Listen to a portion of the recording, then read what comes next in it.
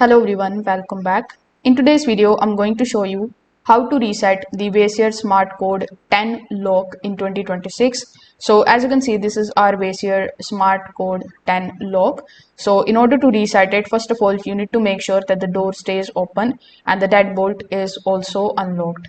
Afterwards, you just have to simply remove the inside battery cover from the lock. So you need to remove this particular section, and when you open it, you just have to simply remove the battery pack. Now you need to take out the battery pack completely so that the lock powers down fully before beginning the reset procedure.